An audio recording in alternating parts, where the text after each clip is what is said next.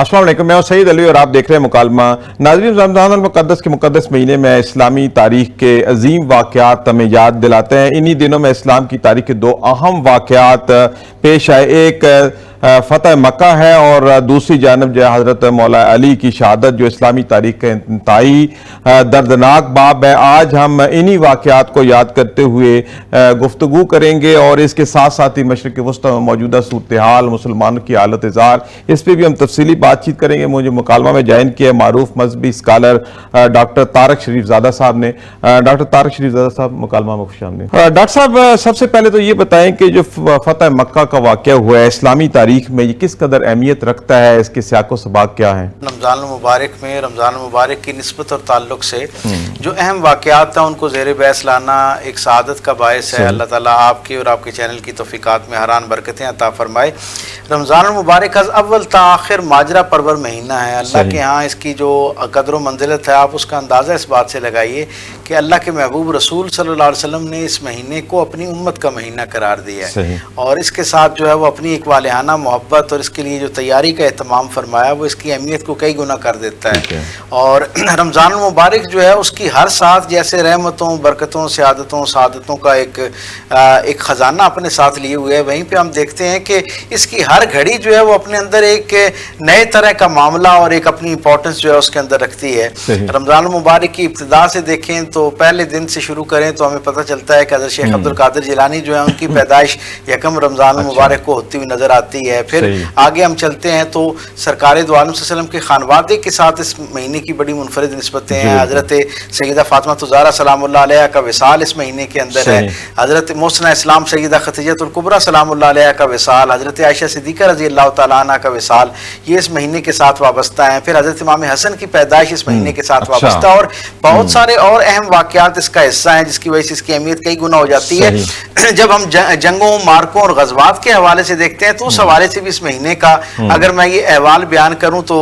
इसका एक खास पहलू है जिसकी तरफ तवज्जो दिलाना मकसूद है, और वो ये है कि अगर इसे मैं अल्लाह पर यकीन रखने वाले सरकार दो आलम सल्लल्लाहु अलैहि वसल्लम के गुलामों की फतह का महीना अगर मैं इसे करार दूं तो गलत ना होगा। आप तसव्वुर कीजिए ना कि यही महीना है जिसके अंदर ग़ज़वा बदर होता हुआ नजर आता है, जिसे अल्लाह कुरान में यौमुल फुरकान कहता है। वो पहला बाज़ाब्ता मार्का जिसमें एक तरफ 313 निहत्ते खाली हाथ मुसलमान जो है वो अल्लाह की रजा के लिए, अल्लाह की दीन की हिफाजत और नुसरत के लिए मैदान में उतरते हैं और फिर परवरदिगार आलम की तरफ से कैसी वालिहाना अंदाज में उनकी इज्जत अफजाई की जाती है, किस तरह असबाब जो है वो फरिश्तों की शक्ल में जो है उनकी मदद और मुआवनत के लिए बदर के मैदान में उतरते हैं। और वो जो पूरी दुनिया अरब के अंदर अपनी सिपाहगरी के हवाले से, जंगी महारत के हवाले से मारूफ और मकबूल लोग थे, उनके 70 सरदार जो है वासिल बजहन्नम होते हैं, 70 कैद हो जाते हैं। यानी वो जो बदर का महीना है, वो बदर का जो एक मकाम है और फतह है वो भी इस महीने के अंदर। और फिर एक ऐसा अजीम शान तारीख साज वाक़या है जो सिर्फ इस्लामी तारीख का नहीं बल्कि पूरी इंसानी तारीख का सबसे बड़ा वाक़या अगर मैं उसे करार दूं तो शायद गलत ना होगा,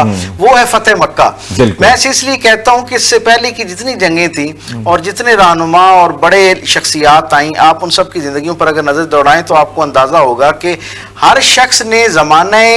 अमन के हवाले से हमें कुछ उसूल मुरत्तब करके दिए। अपने जानने वाले, अपने मोहब्बत करने वालों को जिंदगी नॉर्मल लाइफ कैसे गुजारनी है उसके बारे में उसूल अता किए। इंसानी तारीख में फतेह मक्का वो पहला मार्का है जिसमें सरकार दो आलम सल्लल्लाहु अलैहि वसल्लम ने इंसानियत को जंग के उसूल अता फरमाए। जब किसी पर गलबा पा लेना है तो उस वक्त क्या आपका मेयारे अखलाक होना चाहिए, आपका उनके साथ ताल्लुक और आपका उनके साथ सलूक कैसा होना चाहिए, उसके हवाले से सरकार दो आलम ने एक ऐसी मिसाल पेश की है। मैं समझता हूं कि पूरी इंसानी तारीख बगैर किसी तासुब के कोई जमाना ऐसा नहीं है जो इसकी मिसाल जो है वो पेश कर सके कि जब एक ऐसी हस्ती जिसे रात की तारीकी में 13 बरस की मुसलसल खैरखाई के बावजूद रात की तारीकी में बे यारो मददगार बे सरो सामान अपना वो वतन छोड़ना पड़ा, वो बस्ती छोड़ना पड़ी जो उनके आबाओ अजदाद ने जिसको आबाद किया था, वहां से रात की तारीकी में अल्लाह के रसूल सल्लल्लाहु अलैहि वसल्लम मदीने की तरफ हिजरत करते हैं और फिर 8 साल मुसलसल मदीने के अंदर कोई सूरज ऐसा नहीं है अलवी साहब जिसकी तुलू होने पर कोई नई मुशक्कत, कोई नया मार्का सरकार दो आलम की जिंदगी में ना आया हो। और फिर वो तारीख साज लम्हा आता है कि जिस वक्त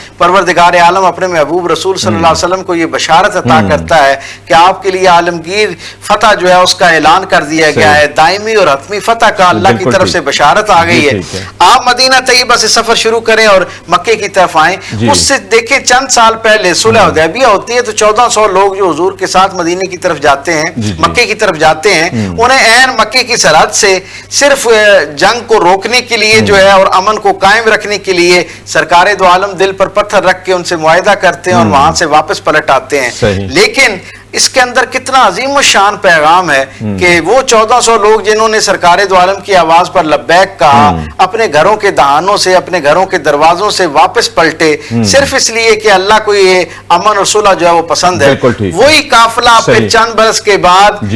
10,000 کے لشکر کی صورت میں مدینہ سے نکلتا ہے. 2,000 لوگ راستے سے ساتھ جڑنا شروع ہو جاتے ہیں. یہ قافلہ جہاں سے گزرتا ہے لوگوں کے دل جو ہیں وہ دین رحمت کے ساتھ جڑنا شروع ہو جاتے ہیں. لوگ اپنے مال اسباب کے ساتھ اس قافلے کا حصہ بنتے ہیں اور پھر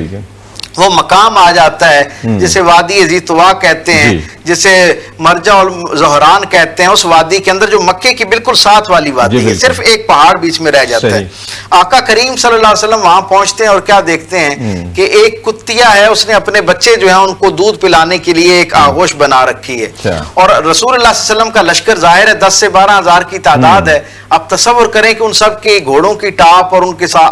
آنے کی جو ایک کیفیت ہے اس سے وہ خوف زدہ ہو کے بے چین ہو جاتی ہے. اللہ کے رسول صلی اللہ علیہ وسلم اپنے صحابی کو, اب دیکھیں کتنا بڑا مارکہ ہے, کتنا اہم مارکہ ہے, لیکن رسول اللہ صلی اللہ علیہ وسلم کے ہاں وہ جو محبت کا پہلو ہے, شفقت کا پہلو ہے, ذرا وہ دیکھیے.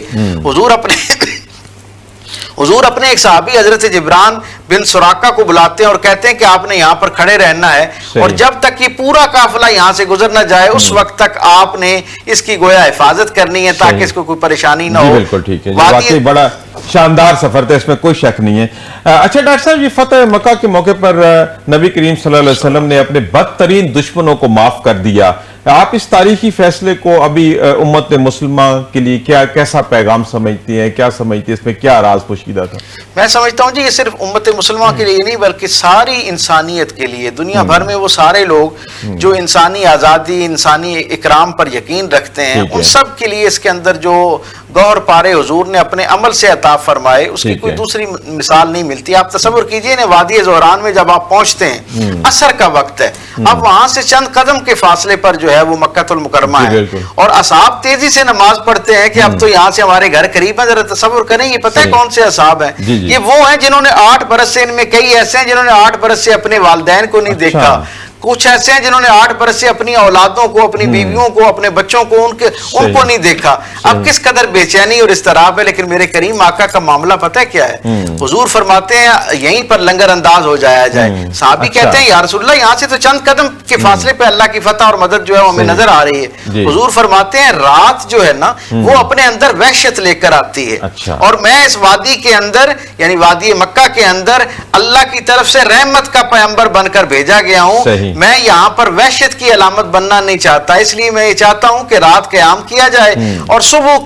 روشنی کے اندر جو ہے شہر کے اندر داخل ہوا جائے. اور پھر تاریخ نے وہ کیا منظر دیکھا, فجر کی نماز کے بعد حضور نے اصحاب کو اپنے قریب کیا اور ایک تاریخ ساز خطبہ ارشاد کیا. میں سمجھتا ہوں اس کے اندر میرے لیے, آپ کے لیے, ہمارے سامعین و ناظرین سمیت دنیا کے سارے انسانوں کے لیے ایک پیغام ہے. حضور نے فرمایا جس شہر کے اندر داخل ہونے جا رہے ہو نا, یہ شہر اللہ کی نزدیک بڑا حرمت والا اور امن والا شہر ہے. جب اس شہر میں داخل ہونا ہے تو اس کے بزرگوں پر تلوار نہیں اٹھانی ہے, اس کی عورتوں پر تلوار نہیں اٹھانی, اس شہر کے بچوں پر تلوار نہیں اٹھانی. جو آدمی اپنی تلوار میان میں رکھ لے اس پر ہاتھ نہیں اٹھانا. جو شخص آپ سے آنکھیں چار نہ کرے, تمہارا راستہ نہ روکے, اس پر ہاتھ نہیں اٹھانا. پھر فرمایا جو ابو سفیان کے گھر میں, حضرت حکیم بن حزام کے گھر میں کعبۃ اللہ کے اندر پناہ لے لے, اس پر ہاتھ نہیں اٹھانا. حتیٰ کہ حضور نے فرمایا اگر کسی کو ان 3 جگہوں پر بھی پہنچنے کا موقع نہ ملے نا, وہ اپنے گھر کو اندر سے مکفل کر لے تو اس پر ہاتھ نہیں اٹھانا. اور پھر اگلی بات کی, میں آپ کے سامعین و ناظرین کے لیے سیرت کے ایک طالب علم کے طور پر ایک ذوق میں ان کو شریک کروں کہ یہ جس وقت حضور مکہ میں داخل ہو رہے ہیں نا, یہ موسم تھا مکے کے اندر کھجوروں کے پکنے کا.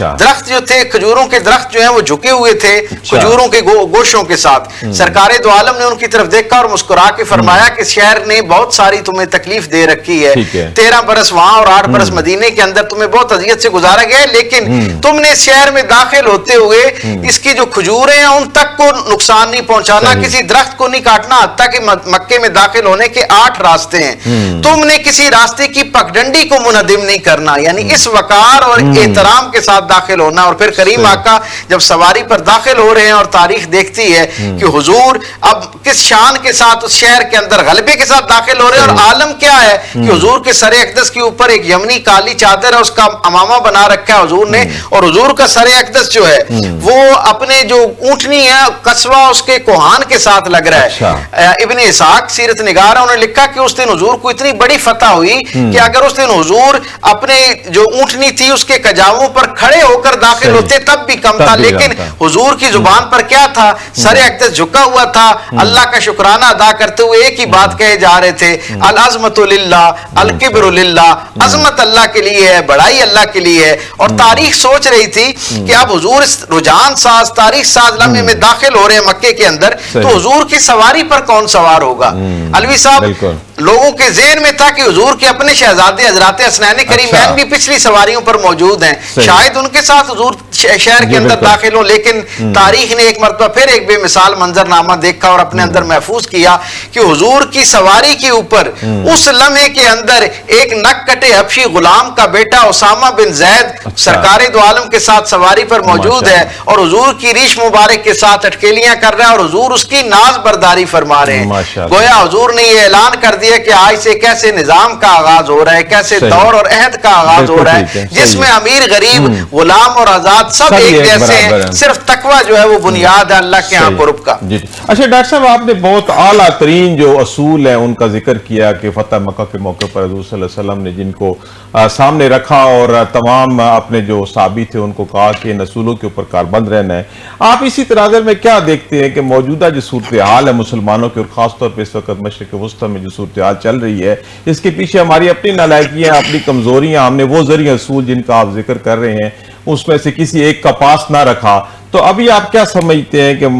فتح مکہ کے حوالے سے اس سارے واقعے کے تناظر میں ابھی جو موجودہ حالات ہیں اس سے ہم کس طرح سے استفادہ کر سکتے ہیں؟ سرکار دو عالم صلی اللہ علیہ وسلم کی ہاں جو ایک رحمت سب سے غالب عنصر کے طور پر آپ کی پوری شخصیت کا تعارف کراتے ہوئے ہمیں نظر آتی ہے، یہ صفت ایسی ہے جو سرکار دو عالم صلی اللہ علیہ وسلم کی سب سے نمایاں ترین صفت ہے۔ اس کے باوجود ہم یہ دیکھتے ہیں کہ صلح حدیبیہ کے واقعے کے بعد، کیونکہ اس وقت خالصتاً حضور عمرے کی نیت سے آئے تھے، اور اس دفعہ جب آنا ہوا تو ہم نے دیکھا کہ رسول رحمت صلی اللہ علیہ وسلم فتح مکہ سے پہلے تیاری کر کے آئے اور ساز و سامان کے ساتھ آئے، اور ہر طرح کے حالات کو جو ہے وہ اس کے لیے تیاری کے ساتھ تشریف لائے، کیونکہ وہ ایک بدعہدی ہو چکی تھی، اس کا بدلہ لینے کے لیے آنا تھا۔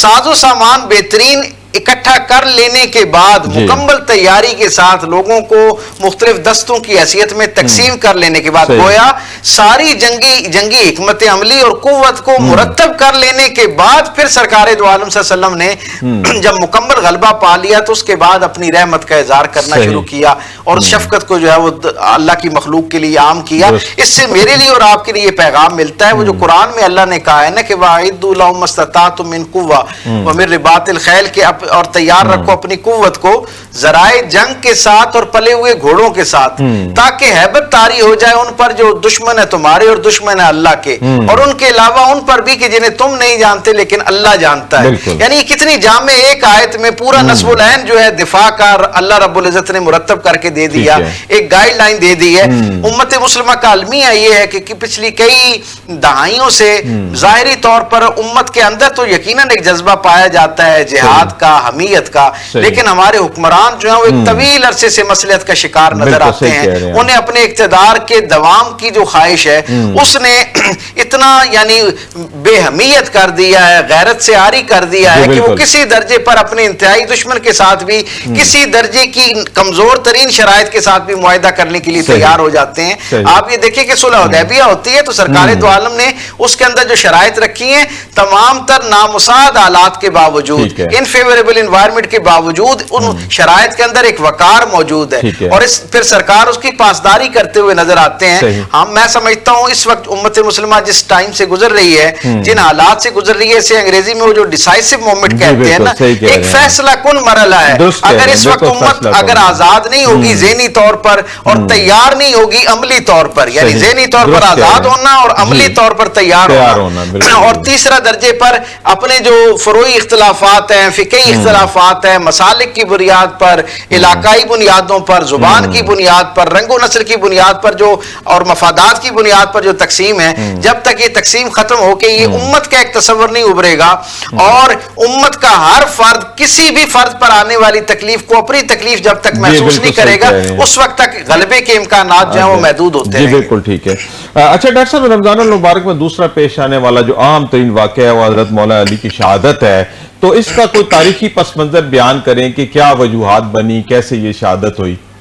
जी, हम देखते हैं कि सरकार खत्मी मर्तबा सल्लल्लाहु अलैहि वसल्लम की पूरी ज़िंदगी के अंदर जो चंद अहबाब जिन्हें बहुत ही वालिहाना रसूल रहमत सल्लल्लाहु अलैहि वसल्लम का कुर्ब मैसर रहा, उनमें से एक शख्सियत जनाब अली करमुल्लाह वजहुल करीम की है। यानी आप तसव्वुर कीजिए ना कि एक ऐसी हस्ती जिसकी आंख खुलती है तो पहली ज़ियारत का शर्फ सरकार दो आलम के चेहरे अक़दस है,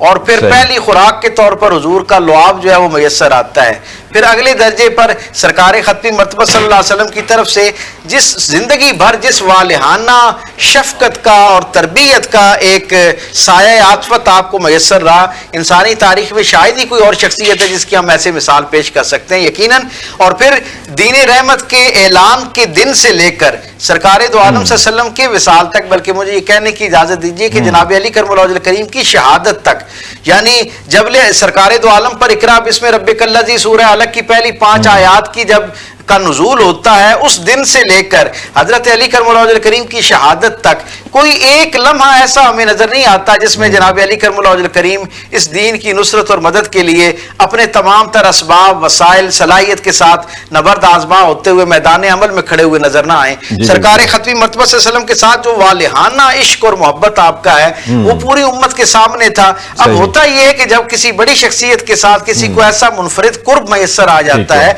तो ये मोहब्बत बहुत सारे दिलों में तो मोहब्बत का सबब बनती है, लेकिन कुछ दिलों के अंदर जो है वो एक मैल का जरिया बनना शुरू हो जाता है। इंसान अपने फितरी जज्बे के तहत एक मुखासमत सी पैदा हो जाती है, मुकाबले की फिजा बनना शुरू हो जाती है। हजरत अली करमुल्लाह वजहुल करीम के बारे में तो सरकार दो आलम आपकी हयात ज़ाहिरी में ही ये पैगाम दे चुके थे, ये खबरदार कर चुके थे। इसीलिए बार बार रसूल रहमत फरमाते थे ना कि अली मुझसे है, मैं अली से हूँ, जो इससे मोहब्बत करेगा वो मुझसे मोहब्बत करेगा, जो इससे बुग़्ज़ रखेगा वो मुझसे बुग़्ज़ रखेगा। गोया हुजूर उस वक्त ये बता रहे थे कि जो इस, और एक हदीस के अल्फाज हैं कि जो इससे जंग करेगा वो मुझसे जंग करेगा। सो इसका मतलब ये हुआ कि सरकार दो आलम सल्लल्लाहु अलैहि वसल्लम अपनी चश्मे बसीरत से नूर नबूवत की मदद से ये देख रहे थे कि आइंदा आने वाले अय्याम में इस उम्मत के अंदर कुछ इस उम्मत के से वाबस्ता होने वाले और उम्मत के साथ अपने आप को मंसूब करने वाले चंद बदबख्त ऐसे जरूर पैदा हो जाएंगे जो जनाब अली करमुल्लाह वजहुल करीम के लिए अरसा हयात को तंग करना शुरू कर देंगे, और उनका वो जो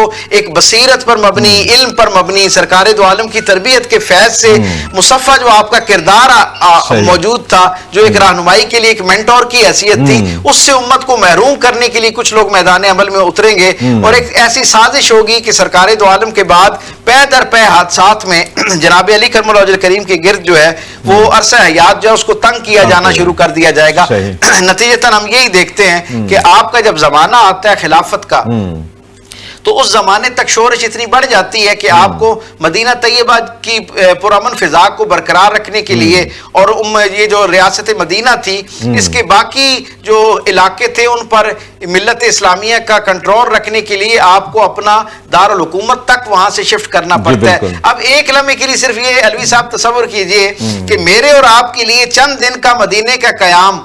कितना मुश्किल कर देता है वहां से वापस पलटना। मदीने को छोड़ना कोई आसान बात थोड़ी है किसी भी कलमा गो के लिए। अक्रॉस द बोर्ड पूरी उम्मत के तमाम मसालिक से वाबस्ता तमाम लोगों के लिए मदीना जो है वो राहते जहां है, वहां पर कयाम हमेशा इज्जत और शर्फ का जो है वो सबब बनता है, और हर जमाने के लोगों की अकीदत ऐसी रही है। असहाबे रसूल जिन्होंने उस मदीने को आबाद किया, जिन्होंने उसको यसरब से मदीना तैयबा बनते हुए देखा, उनके लिए, और फिर जनाब अली करमुल्लाह वजहुल करीम जैसी हस्ती जिनकी सरकारे दो आलम से ऐसी वालिहाना इश्क जैसी कैफियत है, उन्हें मदीना तैयबा गोया सरकारे दो आलम की वहां पे वजूद ज़ाहिरी को छोड़कर अपना दारुल हुकूमत तब्दील करना, तसव्वुर करें कि उस वक्त के हालात कितने मुश्किल हो चुके होंगे कि आपको वहां से शिफ्ट होना पड़ा। और फिर उसके बाद भी कोई एक दिन ऐसा नहीं गुजरा जनाब अली करमुल्लाह वजहुल करीम की जिंदगी में जिस दिन एक नया मार्का दरपेश ना हो, शोरशें और मुख्तलिफ कबाइल और उनकी साजिशें। और फिर इसमें जो नौ मुस्लिम तबकात थे उनके अंदर भी कुछ लोग कलमा के नाम पर इस दीन का हिस्सा बन गए, जिनके दिल अभी ज़ाहिरी तौर पर उस तरह पाकीज़ा नहीं हुए थे,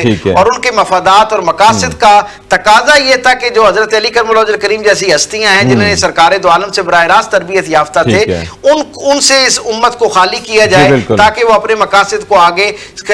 इस्तेमाल कर सके, और रियासत मदीना को जो खिलाफत का एक मंबा और मरकज थी उसे एक हुकूमत, ज़ाहिरी हुकूमत के अंदर तब्दील किया जा सके। हजरत अली उसके अंदर एक आखिरी रुकावट बन चुके थे, इसलिए उस रुकावट को खत्म करने के लिए, उसको दूर करने के लिए ये सारी बदबख्ती अपने जिम्मे ली गई। जी ठीक है। अच्छा डॉक्टर साहब ये बताएं कि मौलाना अली की शख्सियत इल्म, अदल और शुजाअत का बड़ा हसीन इम्तजाज था, तो आज के दौर में हम उनके जो अजीम किरदार था उससे कैसे सबक हासिल कर सकते हैं?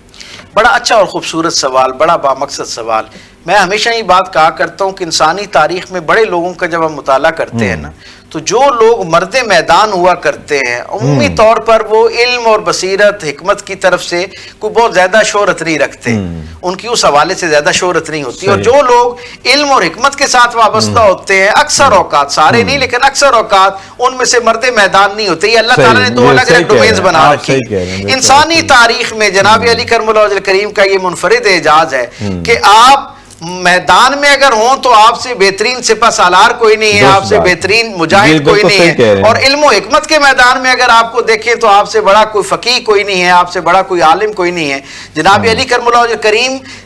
का ये जो शर्फ है ना, ये दोनों जो आप तक इज्जतें पहुंची, मैं ये समझता हूं उसका सबब ये है कि सरकारे दो आलम सल्लल्लाहु अलैहि वसल्लम ने एक बड़े जामे अंदाज में आपकी तरबियत फरमाई। यानी आप खुद सोचे ना, जब हम किसी आदमी के बारे में राय बनाने लगते हैं तो एक बहुत बुनियादी दलील ये होती है कि इसका उस्ताद कौन है। अब आप तसव्वुर करें कायनात की सबसे अजीम हस्ती जिस हस्ती की उस्ताद होगी, और फिर सरकारे दो आलम से बहुत सारे लोगों ने इक्तिसाब फैज किया, लेकिन जनाब अली करमुल्लाह वजहुल करीम को जिस यकसुई के साथ रसूल रहमत का ऐलान नबुव्वत से पहले का जमाना भी मैसर आया और बाद का जमाना भी, जिस तरह खालिसतन हुजूर से दू बदू वन वन जिसे कहते हैं, हुजूर से इक्तिसाब फैज करने का मौका मिला, वो कम लोगों को हासिल था। आज के जमाने में हमें ये इससे मैं समझता हूँ, और आज के हुक्मरानों को, आज के जो लीडर्स हैं उनको इसके लिए आपकी शख्सियत से ये सबक लेना चाहिए कि ये जो अदल है, ये जो इल्म है, ये जो हिकमत है, ये और जो मैदान की गैरत है, शुजाअत है, इन दोनों के दरमियान तवाजुन कायम करना, ये असल में सबसे बड़ी खूबी है। इन दोनों खूबियों का इनफिरादी दर्जे पे होना भी कमाल है, लेकिन असल कमाल इन दोनों के दरमियान जो है वो एक तवाजुन कायम करना। जनाब अली की एक मिसाल बस एक लम्हे में आपके सामीन के सुपुर्द करता चलूं। आप देखिए ना कि मार्का हो रहा है, मैदान के अंदर है, जिहाद का मरहला है, कुफ्र सामने है, और इधर जनाब अली करमुल्लाह वजहुल करीम दीन रहमत की तरफ से नुमाइंदगी कर रहे हैं। और आलम यह है कि एक आदमी को जो अपनी बड़ी शोहरत रखता है और बहुत सारे मुसलमानों को नुकसान पहुंचा चुका उस जंग में, वो आपके नीचे आ जाता है और आप उस पर गालिब हो जाते हैं, कब्जा कर लेते हैं। अब जब उसकी गर्दन उतारने लगते हैं तो आपके चेहरे अक़दस के ऊपर जो है वो थूक देता है। अब इतनी बड़ी गुस्ताखी जैसे ही करता है, इर्द गिर्द वालों को यकीन हो जाता है कि अब तो पूरी कुव्वत के साथ इसकी गर्दन उतार दी जाएगी। लेकिन वो मर्दे मैदान, वो जो रसूल रहमत का तैयार करदा सबसे बेहतरीन मुजाहिद था ना, उसका कंडक्ट ये है, उसका रवैया ये है कि वो एक लम्हा जाया किए बगैर उसके सीने के ऊपर से उठ जाता है और कहता है कि अब यहां से ये जंग अल्लाह के नाम से हटके तुम्हारे और मेरे दरमियान अना में जो है वो ढल चुकी है, इसलिए अब मैं गवारा नहीं करता, अली की तलवार सिर्फ अल्लाह की रजा के लिए उठने पर कादिर है, मैं अपनी तलवार को वापस नियाम में रखता हूं। तारीख बताती है कि वो आदमी उस एक लम्हे से ऐसा सबक सीखता है कि न सिर्फ ये कि वो खुद मुसलमान हो जाता है, बल्कि उसकी नस्ल से फिर तारीख इस्लाम के अंदर कई नामवर जो सिपह सालार हैं वो पैदा होते हैं। तो ये जो बिहेवियर है ना कि अपनी جنگ، اپنا جلال، اپنی صلاحیت کو اللہ کے ساتھ مختص کیا جائے اور دین کی فتح اور نصرت کے لیے اپنی ذاتی کامیابی، اپنے ذاتی دفاع اور اپنے اقتدار کو دوام دینے کے لیے میدان میں نہ اترا جائے، بلکہ اللہ رب العزت کے دین کی حاکمیت کو قائم رکھنے کے لیے جب آپ میدان عمل میں اترتے ہیں تو پھر اللہ کی طرف سے فتح اور عزت کا جو ہے وہ لافانی فرمان جاری ہونا شروع ہوتا ہے۔ بڑا اعلیٰ اور عرفہ کردار تھا جی، واقعی قابل تقلید، اور آج کے دور میں بھی ہمیں اس سے استفادہ حاصل کرنا چاہیے۔ اچھا ڈاکٹر صاحب، یہ اسلامی تاریخ میں داخلی اختلافات کی بڑی جو ہے نا وہ ایک نیگیٹو امپیکٹ رہا ہے، اور ابھی بھی ہم دیکھتے ہیں، ابھی موجودہ ایران کے اگر کانٹیکسٹ میں بات کی جائے تو وہاں بھی یہی صورتحال ہے۔ تو اس طرح کی جو داخلی اختلافات ہیں ہمیشہ اسلامی تاریخ کا حصہ رہے ہیں، کیا وجوہات، ہم کس طریقے سے اس طرح کے معاملات سے نکل سکتے ہیں؟ جناب سرکار ختمی مصطفیٰ صلی اللہ علیہ وسلم نے بہت ابتدائی ایام میں ہی اپنی امت کو مخاطب کر کے اس مسئلے سے خبردار کر دیا تھا۔ حضور نے اس وقت یہ آگاہ کیا تھا کہ ہر امت کا ایک فتنہ ہے، یعنی فتنے سے مراد آزمائش ہے، جس سے اس کو بہت احتیاط کے ساتھ گزرنا ہوتا ہے۔ حضور فرماتے ہیں میری امت کا فتنہ مال ہے۔ حضور نے فرمایا میری امت کے اندر آخری زمانوں میں کچھ ایسے لوگ پیدا ہو جائیں گے جو اپنے ذاتی اقتدار کو اور اپنی ذاتی لڑائی کو امت کی لڑائی قرار دے کر میدان میں اتریں گے، اور کلمہ گو مسلمان ان کے نام پر، ان کے اس نعرے پر فریب کھاتے ہوئے میدان میں اتریں گے۔ جب وہ دشمن پر غلبہ پانے کی پوزیشن میں آ جائیں گے اپنے جذبے کی وجہ سے، تو وہ حکمران جنہوں نے اسے اللہ کی لڑائی قرار دے رکھا ہوگا وہ ان مخالفین کے ساتھ رات کی تاریکی میں اپنے مفادات کے تحت معاہدے کر لیں گے، اور پھر اچانک جو ہے اس جنگ کو ختم کر دیا جائے گا، اور حقیقی معنوں میں مسلمانوں کو وہاں سے نقصان ہونا شروع ہو جائے گا۔ سرکار دو عالم نے تو اتنے برس، آج سے 1500 سال پہلے ہمیں خبردار کر دیا تھا۔ آپ پوری ملت اسلامیہ کی تاریخ دیکھ لیں، آپ کو ہر زمانے میں جہاں پر شجاع، بہادر، اللہ کے نام پر فدا کرنے، اپنا سب کچھ فدا کرنے والے نظر آئیں گے، وہاں اس قافلے کے اندر کہیں پچھلی صفوں میں کچھ ایسے ناپسندیدہ کردار بھی نظر آتے ہیں جنہوں نے ہر زمانے کے اندر اپنے مفادات کو، یہ جو عالمگیر دین کی تحریک ہے اس پر قربان کرتے ہوئے دیکھا۔ اور وہ کیا کرتے ہیں کہ اپنے چند مفادات کی خاطر آپس میں گٹھ جوڑ کر لیتے ہیں، اور بعض اوقات تو تاریخ کے اندر ہمیں یہ احوال بھی ملتا ہے کہ دشمن کے ساتھ اعلانیہ جا کے مل جاتے ہیں، بعض دفعہ مسلمانوں کی صفوں میں ہی رہتے ہیں، ان کی وضع قطع، ان کی نمازیں، روزے، حج، زکوٰۃ، ان کا جبہ و دستار بالکل یعنی صاحب تقویٰ لوگوں جیسا ہوتا ہے، اور کوئی ان کے بارے میں گمان بھی نہیں کر سکتا کہ یہ لوگ جو ہے اپنے اندر سے اس درجے کی دل کی کجی رکھتے ہیں، اس طرح کی دل کی خرابی رکھتے ہیں۔ اور جب میدان سجتا ہے اور فیصلے کا مرحلہ آتا ہے تو وہ ان کی ساری توانائیاں اور ساری ہمدردیاں جو ہیں وہ دشمنوں کے ساتھ ہو جاتی ہیں۔ لمحہ موجود کا جو اس وقت کا منظر نامہ ہے، اس میں بھی ہمیں اگر دیکھیں تو ہمیں اندازہ ہوتا ہے کہ پوری امت مسلمہ ایک تکلیف کا شکار ہے۔ میں دیکھتا ہوں اکراس دا بورڈ 57 کے 57 اسلامی ممالک کی مساجد کے اندر بلا تفریق مسلک و ملت جو ہے نا وہ مسلمان فوجوں کے لیے ان کی اعانت و نصرت کے لیے دعائیں ہو رہی ہیں، لیکن ہمارے حکمرانوں کا کردار میں سمجھتا ہوں ابھی بھی مسلط کا شکار ہے۔ ہمیں جس انداز میں والہانہ اور واشگاف الفاظ میں ملت اسلامیہ کے پیچھے آ کے کھڑا ہونا چاہیے تھا، ان کی پشتبانی کرنی چاہیے تھی، ان کے لیے اپنے وسائل جو کرنے چاہیے تھے، ابھی بھی ہمارے حکمران مسلط کا شکار ہے۔ اور نہ جانے کیوں ایک طالب علم کے طور پہ میں یہ سمجھتا ہوں کہ وہ مسلمانوں کے صفوں میں بھی رہنا چاہتے ہیں، ان کے دلوں میں اور گڈ بکس میں بھی رہنا چاہتے ہیں، اور دشمنوں کے ساتھ بھی اپنے تعلقات خراب نہیں کرنا چاہتے۔ جب ایسا فیصلے کا وقت آ جاتا ہے تو اللہ اس کو فرقان کہتا ہے۔ فرقان کہتے ہیں کہ ایک ایسا منظرنامہ جس کے اندر حق اور باطل بالکل الگ ہو جائیں، یعنی یا بلیک ہوتا ہے یا وائٹ ہوتا ہے، یہ گرے کی کوئی گنجائش موجود نہیں ہوتی۔ میں یہ سمجھتا ہوں اس وقت جو امت مسلمہ کے اوپر وقت ہے، ایران کی جو صورتحال ہے، خود پاکستان کے محل وقوع کے اعتبار سے دائیں بائیں آپ دیکھیں تو جو ہمارے ساتھ معاملات چل رہے ہیں، خود گلف کی جو عرب کنٹریز کی جو صورتحال ہے، اور پوری دنیا میں مسلمانوں کے بارے میں جو رائے برائی جا رہی ہے، جو ان کے بارے میں آپ کہہ لیں منصوبہ بندی کی جا رہی ہے، اس کا تقاضا یہ ہے کہ ہم بغیر کسی مسلط کا شکار ہوئے ایک بالکل واضح پوزیشن لیں اور اس کے اوپر پوری امت اکٹھی ہو کے کھڑی ہو۔ یہ ہو ہی نہیں سکتا۔ یہ بات تو بہت آئیڈیل ہے ڈاکٹر صاحب، آپ کی بات بالکل ٹھیک ہے کہ ہمیں متحد ہونا چاہیے، ایک ہی پیج پہ آنا چاہیے، ہمیں ایک نظریے کے تحت آگے بڑھنا چاہیے۔ جو اس وقت مسلمانوں کے مجموعی طور پر دنیا میں حالات ہیں وہ بڑے مخدوش ہیں، ایک ایک ملک کر کے تو ہمیں جو ہے وہ دبوچا جا رہا ہے۔ تاوا کہ ابھی دیکھیں آپ ایران تک اتنا بڑا ملک ہے، اتنی بڑی آبادی ہے،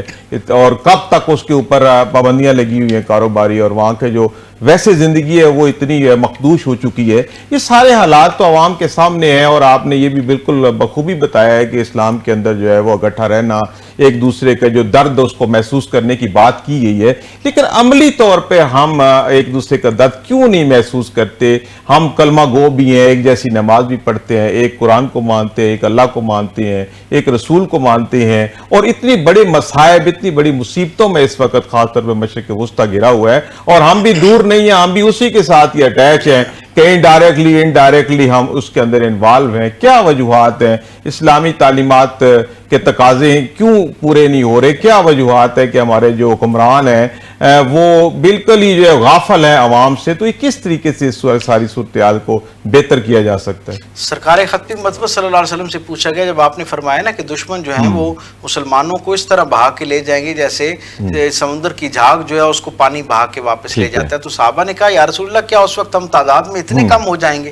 تو حضور نے مسکرا کے فرمایا کہ نہیں, تعداد میں تو ہم ایک بہت بڑی, یعنی ہمارا عدد ہوگا, بہت بڑی تعداد ہوگی مسلمانوں کی. کہا پھر کیا سبب ہے کہ مسلمان اتنے کمزور ہو جائیں گے؟ تو حضور نے فرمایا اللہ پر عدم توکل اور دنیا کی محبت. میں سمجھتا ہوں آج بھی جو ہمارے حالات ہیں اس کے پیچھے یہی دونوں باتیں ہیں. یعنی ایک تو ہم دنیا کی محبت میں اتنے غرق ہو چکے ہیں کہ ہم اس دنیا کی جو آسائشیں ہیں جو ظاہری طور پر بہت عارضی ہیں, ہم ان سے چند لمحوں کے لیے دور ہونے کا تصور کرنے سے بھی خوف زدہ ہیں. ہمارے حکمران آپ دیکھیے نا, وہ کیوں اس درجے, کیا اگر ایک عام چلتا پھرتا آدمی, ایک ایوریج سطح کا سوچنے والا آدمی جو ہے وہ اگر اس سارے معاملے پر اپنی ایک رائے رکھتا ہے اور سمجھتا ہے کہ امت کو اکٹھا ہونا چاہیے اور مسلمانوں کو حق کے لیے آواز اٹھانی چاہیے آپس میں متحد ہو کے, تو حکمران تو میں سمجھتا ہوں ان سے اس حوالے سے کئی درجے بہتر بصیرت رکھنے والے. لیکن ان کے ہاں ہمیں یہ کیوں نہیں ملتا؟ اس کا سبب یہ ہے, یہ ساری بات سمجھنے کے باوجود دنیا کی محبت, دنیا کی آسائشوں کی محبت اور اقتدار سے دور ہو جانے کا ڈر جو ہے وہ ان کے اندر وہ حمیت پیدا نہیں کرنے دیتا, وہ غیرت پیدا نہیں کرنے دیتا, جس کے نتیجے میں حکمت عملی مرتب ہوتی ہے اور پھر امت اکٹھی ہو کے جو ہے وہ اللہ کے راستے پر نکلتی ہے. میں یہ سمجھتا ہوں کہ حکمرانوں کو بھی بار بار اس کی تنبیہ کرنی چاہیے, اور یہ جو اللہ پہ عدم توکل ہے, جو ہمیں بار بار سبق پڑھایا جاتا ہے نا جی کہ ہمارے اسباب کم ہیں جی, ہم کیسے, آپ دیکھیں ایک ملک ہے ایران, ابھی آپ نے خود فرمایا کئی دہائیوں سے وہ مشکلات کا شکار ہے, پابندیوں کا شکار ہے, اس کے باوجود کتنے دن ہو گئے اس کو وہ ایک عظیمت کا, ایک غیرت کا استعارہ بن کے پوری امت کی نمائندگی کرتے ہوئے کھڑا ہے. ابھی تک ہم کیا, ابھی بھی ہمیں سنی شیعہ وہابی دیوبندی بریلوی اہل حدیث کی تقسیم میں پڑھنا چاہیے؟ بھائی امت پر ایک مشکل وقت ہے. ایک طرف دیکھیں نا, اگر ایک طرف ایک خاص اسکول آف تھاٹ کی اکثریت آپ کو نظر آتی ہے, حالانکہ ایسا نہیں ہے, وہاں پر باقی مکاتب کے لوگ بھی ان کے ساتھ بالکل کھڑے ہیں, اور پوری دنیا کے اندر جو امت ہے اس کے دل ان کے ساتھ جڑے ہوئے ہیں. ان کے بالمقابل آپ تصور کریں نا کہ ان کی لڑائی کن کے ساتھ ہے, وہ ہیں جن کے بارے میں قرآن یہ کہتا ہے کہ کبھی آپ کے دوست نہیں ہو سکتے. اگر سارا عالم کفر جو ہے وہ اسلام دشمنی میں اکٹھا ہو سکتا ہے, تو کیا سارا عالم اسلام کی محبت میں اکٹھا نہیں ہو سکتا؟ میں یہ سمجھتا ہوں کہ اگر یہاں ان کا ہاتھ نہ روکا گیا اور یہاں مسلمانوں نے عقل کے ناخن نہ لیے, ہمارے حکمرانوں نے ہوش کے ساتھ تدبیر اور حکمت عملی نہ مرتب کی نا, تو یہ جن کو یہ لگتا ہے کہ شاید ہم یہاں خاموشی اختیار کریں گے, ہم آئسولیشن میں ہم اس میں رہیں گے, تعلق رہیں گے, اگلے چند دنوں میں ان کی بات شروع ہو جائے گی. اچھا ڈاکٹر صاحب, بڑا ایک اہم نقطہ ہے کہ جو ہماری عوام ہے, مسلمان ہیں, وہ تو سارے جو ہے اعلیٰ جذبہ کے عمل ہیں, وہ کہتے ہیں کہ ٹھیک ہے جی ہر مسلمان کا ایک دوسرے کا خیال کرنا چاہیے, اور اعلیٰ جو اخلاق ہیں اسلام کے اس کے اوپر پابند ہیں, لیکن ہمیں حکمران ایسے نہیں ملتے. کیا وجہ ہے کہ یہ مسلمان ممالک کے اندر کیا جمہوریت نہیں ہے, یا جن کے اندر جمہوریت بھی ہے اس کے باوجود بھی جو ٹرو ریپرزینٹیٹیو ہے, یعنی کہ جس طرح کی عوام ہے, عوام کی سوچ ہے, ان کے جذبات ہیں, اس کے مطابق حکومت کیوں نہیں اوپر آتی؟ کیا وجوہات ہے کہ اسلام نے اس حوالے سے کیا نظام دیا ہے کہ اس طریقے کی حکومت قائم ہو سکے جو عوام کے جذبات کی جو ہے وہ نمائندگی کرتی ہو؟ اصل میں سمجھتا ہوں کہ بڑی حکمت عملی کے ساتھ اور ہوم ورک کر کے اغیار نے امت مسلمہ کے اندر ایک نیریٹو بنایا ہے، ایک بیانیہ بنایا ہے کہ دین جو ہے وہ نماز، روزہ، حج، زکوٰۃ ہے، اپنے ذاتی انفرادی درجے کے اخلاقیات جو ہے اس کو ترتیب دیں، گھرانے کی حفاظت کریں، اور آپ کا سیاست جو ہے، سیاست کو یعنی ایک کمزور اور ایک ناپسندیدہ سا ایک جو ہے نا شعبہ زندگی قرار دے دیا گیا، اور کہا کہ جو اللہ والا بندہ ہے، جو صاحب تقوی ہے، اسے میدان عمل میں نہیں آنا چاہیے، اسے سیاست کی غلاظت میں اپنے کردار کو جو ہے نا وہ خراب نہیں کرنا چاہیے اور اس پر وقت ضائع نہیں کرنا چاہیے۔ حالانکہ یہ کلیتاً دین کے تصور سے بالکل متصادم بات ہے۔ ایک تو ہوتا ہے نا اس سے ہٹ کے بات ہے، میں کہتا ہوں یہ اس کے بالکل متصادم بات ہے۔ اس کی وجہ یہ ہے کہ سرکار دو عالم کا پوری انسانی تاریخ میں سارے رہنماؤں پر یہ امتیاز ہے کہ آپ سے پہلے جتنے انسانی مسلح آئے نا، ان سب کے بارے میں رہنما آئے، ان کے بارے میں یہ بات مسلمہ تھی کہ عام لوگوں میں جس آدمی کے پاس ایک بڑا خیال ہوتا تھا نا، اسے لوگ بڑا آدمی سمجھتے تھے۔ پھر ان بڑوں میں سے بڑا وہ ہوتا تھا کہ جو اپنے اس خیال کو اپنی عمل سے، اپنی زندگی سے اس کی گواہی دینا شروع کرتا۔ پھر اس سے بھی بڑا آدمی وہ ہوتا جو انبیاء و مرسلین اکثر ان میں پائے جاتے ہیں کہ جنہوں نے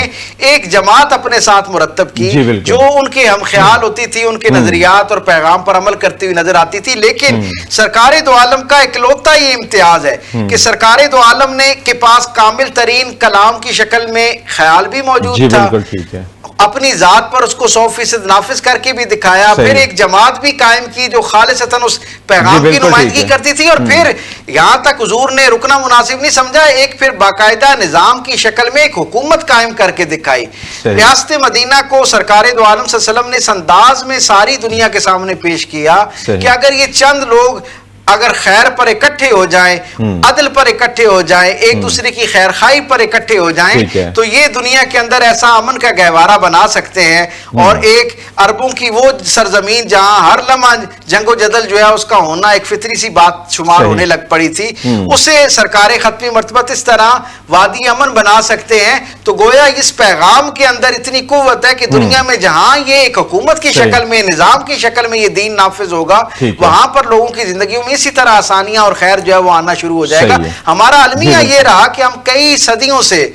دین سے مراد نماز، روزہ، حج، زکوٰۃ، وہ جو انفرادی درجے کا تقاضا ہے نا دین کا، اسی کو ہی دین سمجھتے رہے۔ میں یہ سمجھتا ہوں کہ ایک بہت عالمگیر تحریک کی ضرورت ہے جس میں مسلمانوں کو اس بات پر خبردار کیا جائے کہ اللہ کا جو بندہ مومن سے تقاضا ہے نا، وہ اس کے انفرادی درجے پر اس دین کے نفاذ کے ساتھ بھی ہے، اور اس دھرتی پر ہم دنیا میں اللہ کی نگاہ کے اندر سب سے بہترین امت، اس لیے قرآن حکیم خود کہتا ہے کنتم خیر امت اخرجت للناس، تم انسانوں میں سب سے بہترین امت اس لیے قرار دیے گئے ہو کہ تم نیکی کا حکم دیتے ہو، برائیوں سے روکتے ہو، ایک ایسا نظام مرتب کرتے ہو جہاں نیکی کے ساتھ جو ہے وہ نیکی کو اختیار کرنا آسان ہو جاتا ہے، گناہ، ظلم اور ظالم کا ہاتھ روکنا جو ہے وہ آسان ہو جاتا ہے۔ دیکھو جی ڈاکٹر صاحب، ایک انتہائی مختصر سوال، مختصر جواب، چونکہ وقت جو ہے ختم ہوا چاہتا ہے، لمحہ موجود میں کون ایسا جو ہے رول ماڈل ہو سکتا ہے، ایسا مینٹور ہو سکتا ہے کہ جو اس ملائیت نظام سے نکال کے ہمہ گیر جو اسلام ہے، اس کے اصول ہیں، اس کے اوپر پیروی کا کوئی نمونہ ثابت ہو؟ جب تک یہ امت شخصیات سے متاثر ہونے والا ایک دائرہ ہے نا، اس سے نکل کر سرکار دو عالم صلی اللہ علیہ وسلم کی شخصیت کو اپنا مینٹور، اپنا رہنما بنانا نہیں شروع کرے گی، اور ساری امت اپنے مسالک کے دفاع سے نکل کر خالصتاً حضور کی زندگی سے زندگی کے زاویے اور سلیقے نہیں سیکھے گی، اس وقت تک بڑی تبدیلی نہیں آ سکتی۔ بہت شکریہ ڈاکٹر صاحب، آپ نے وقت نکالا اور پروگرام میں شامل ہوئے۔ جی ناظرین، اسی کے ساتھ یہاں پہ پروگرام کا وقت اپنے اختتام کو پہنچتا ہے۔ میں اپنے مہمان ڈاکٹر طارق شریفزادہ صاحب کا بیعت مشکور ہوں جنہوں نے وقت نکالا اور پروگرام میں شامل ہوئے۔ ناظرین، اپنے میزبان سعید علوی کو اجازت دیجیے، اللہ حافظ۔